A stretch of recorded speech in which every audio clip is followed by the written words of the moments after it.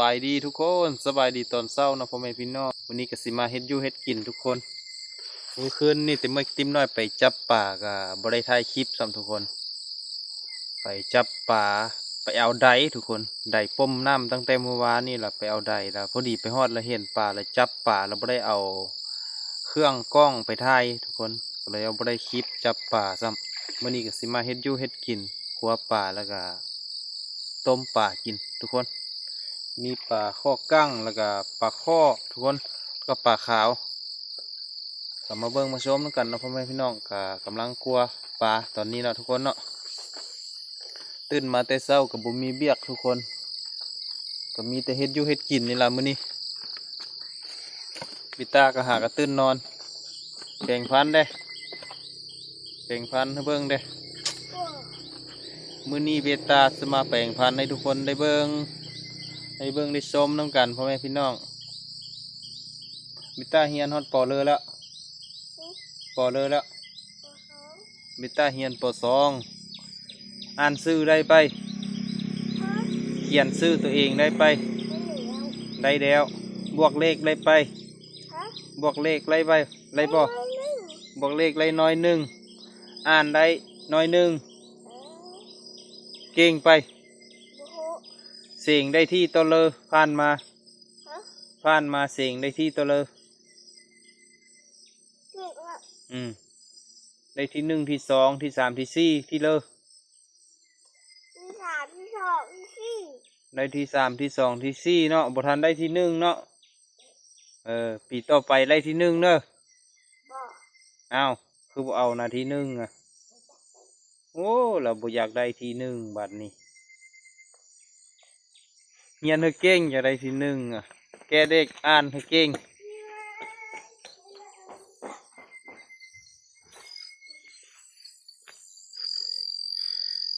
นี่ทุกคนป่าที่เต็มไปติมน้อยไปจับมาขึ้นมีปลาข้อกั้งแล้วก็ปลาข้อแท้ดำทุกคนปลาข้อแท้ตัวหนึ่งแต่ว่าตัวบนใหญ่ตัวน้อยอยู่แล้วก็มีปลาเสื่อมปลาขาวทุกคนแต่เมื่อติมน้อยไปจับเมื่อคืนนี้เอามีดทุกคนเอามีดซับเอามีดพันเอายึดน้ำพุ่นไว้น้ำมือกสิมาเฮ็ดกินอันนี้แหละทุกคนมื้อนี้รุดพรการซื้ออยู่ซื้อกินทุกคนจับเอาปลาแล้วมาเฮ็ดกิน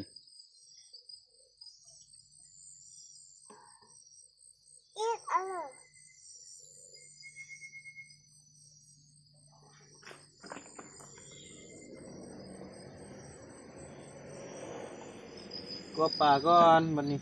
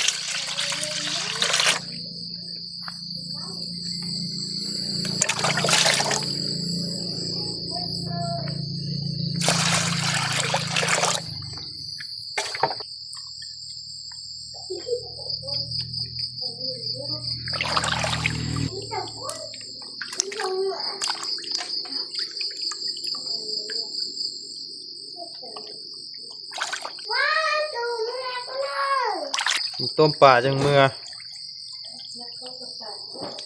กำลังต้มปลากินข้าวแล้วก็จังเมื่อ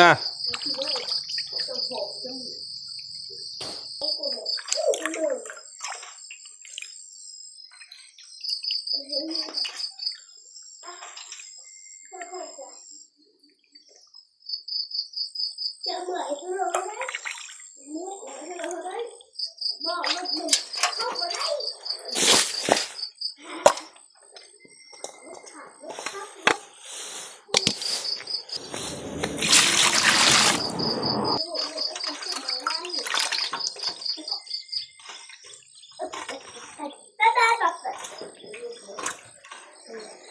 พอได้ต้มทุกคน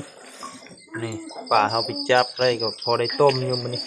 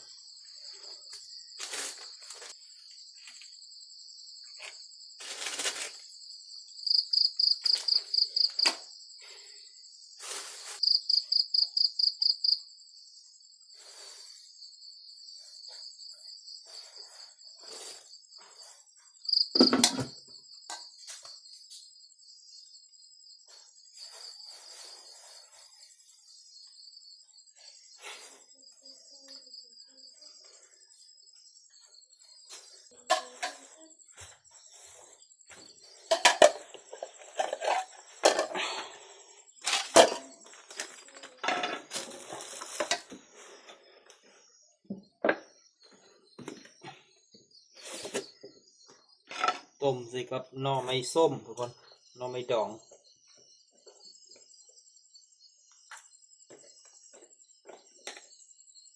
ต้มปลาใส่หน่อไม้ดองไม้ส้ม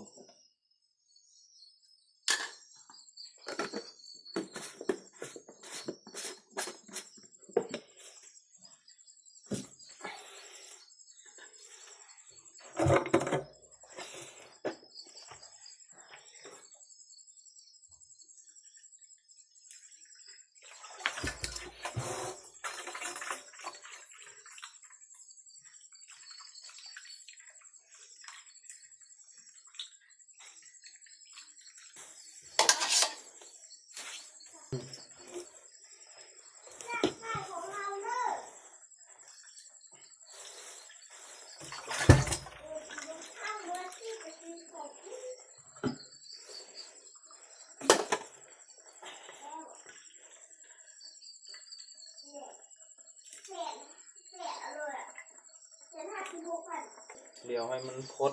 เราจะเอาป่านี้ลงทุกคนให้น้ำมันเดือดก่อน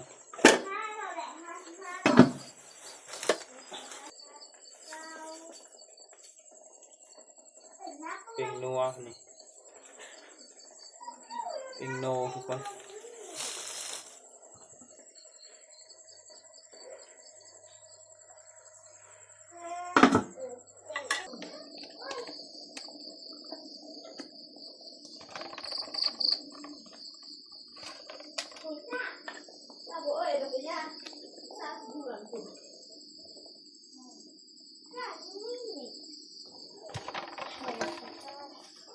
แม่เอาไอ้นี่เหมือนตอนเนี่ยเท่าจะเอาดิเอาไอ้นี่เหมือนตอนไก่งามโคตรหรอกมาเจอเจ้าซื้อบิ๊กมาเฮ้อ ก็หมดออก แล้วก็อันกี่เท่า หรือว่าก็คือ แม่ขออีแม่ก็ต่างหากเหรอขออีแม่ก็ต่างหากของนี่ เราไปซื้อน้ำมันที่จำแพงเราไปซื้อได้หรอของหรืออะไรเนี่ยก็เห็นแบบ แม่เดี๋ยวของ ไก่สุกแล้วทุกคน แสนนึ่งบุแม่แสนนึ่งแม่ก็มีเบอร์50 บาทต้องลดกว่านี้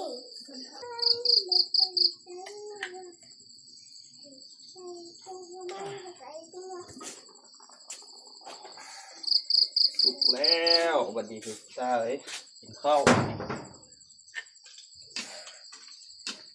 ป็นต้มปลาแหละไม่แกงปลาลูกเลย ต้มปลาคอบกั้ง ต้มปลาขอฟังไก่เราไม่ ต้มปลาคอบกั้งใส่หน่อไม้ส้ม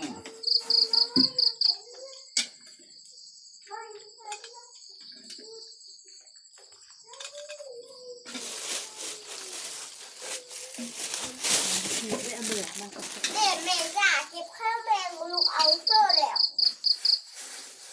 ไม่ตาถ้วยน้อยมื้อวันเนาะ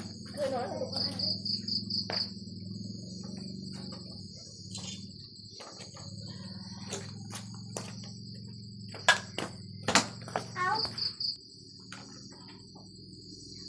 เดี๋ยวไปตามเอาวัดถ้วยน้อย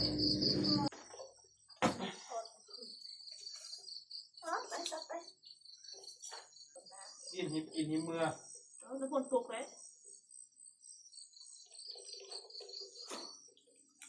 เรียน มาทุกคนกินข้าวนำไปซ่ามื้อนี้ ไปฝากเกี่ยมลบบ้าน ไปซ่าเกี่ยวเมื่อปะแล้วมื้อนี้มาได้หลายมื้อแล้วเนาะตาเนาะ ได้ปะ เอามาโรยนี่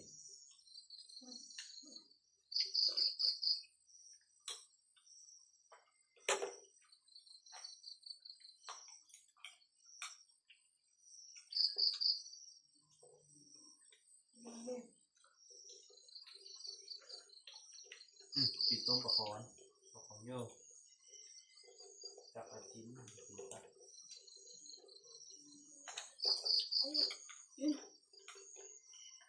เหรอ มาให้ กิน มาให้ทำไม ฝาแห้งไปดูกินด้วย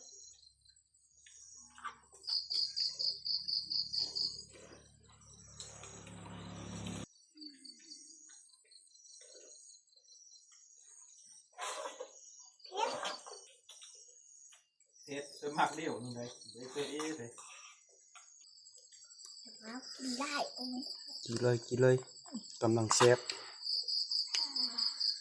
กินแล้วไหมเอาเลยไปจับบ่วงอยู่ละต้มป่านี่นะแซ่บๆเลยนะ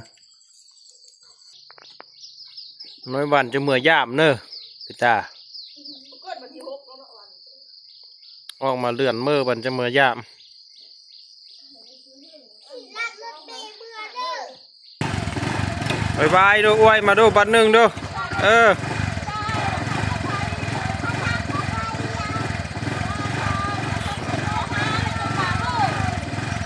ไป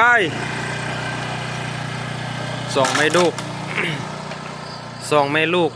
เอื้อยของตัวเมื่อติ๊บน้อยมาช่วยถึงให้ติ๊บน้อยซื้อมันเราก็หากับเมือมาโดนแล้วทุกคนก็ได้เป็น10 วันละ10 กว่าวันละเราหากับเมือบ้านตอนมาก็เอารถจักรนี่มาตอนเมื่อก็ขับรถจักรนี่เมื่อคือเก่าทุกคนอยู่นี้เมื่อหาเฮือนหาบ้านแต่เมื่อติ๊บน้อยก็ประมาณ5 ชั่วโมงทุกคนขับรถเมื่อคันคือแต่เมื่อยกับติ๊บน้อยขับไปกับประมาณ4 ชั่วโมงนี่แหละก็ฮอดบ้าน แต่ว่าอันนี้เป็นเอื้อยเป็นผู้หญิงครับกะเมื่อกะประมาณ5 ชั่วโมงทุกคนกะฮอดบ้านมื้อนี้กะซื้อมันต่ออีกทุกคนแต่เมื่อกับติ๊บน้อยกะน่าจะได้มันอยู่เพราะมื้อนี้มันเป็นมื้อที่เขาเจ้าไปเฮ็ดเบียกได้เนาะทุกคนเนาะมื้อวานนี่เขาเจ้าเฮ็ดเบียกบ่ได้เพราะว่ามื้อวันศีลมื้อนี้ก็ถือว่าเฮ็ดเบียกได้แล้วก็ น่าจะได้อยู่มันก็ได้นำรถทหารได้มือละ2รถทุกคนรถ10 ล้อมือละ2รถก็ได้อยู่เกือบ20 ต้นทุกคนรถ10 ล้อ2 คันเนาะบวกใส่รถน้อยรถซิ่งของประชาชนนี่ก็น่าจะได้อยู่มายิบมาย่อยกับมือนึงกับ2-3 คันแต่ว่าช่วงนี้มันก็บ่ค่อยอันนั้นแล้วทุกคนบ่ค่อยมีละมันล่าพ้นแล้วบางคนเขาเจ้าก็ไปเฮ็ดให้เฮ็ดสวนเฮ็ดนาหมดแล้วเขาเจ้าบ่ได้เฮ็ดเบียกแบบนี้แล้วทุกคนเขาเจ้าบ่ได้งัดมันก้นมันแล้วยามนี้แล้วมันตกยามฝนตกฤดูนี่เขาเจ้าเฮ็ดให้เฮ็ดนาเฮ็ดสวนแล้วก็เลยว่ามันเฮาก็บ่ค่อยได้ปานใดทุกคน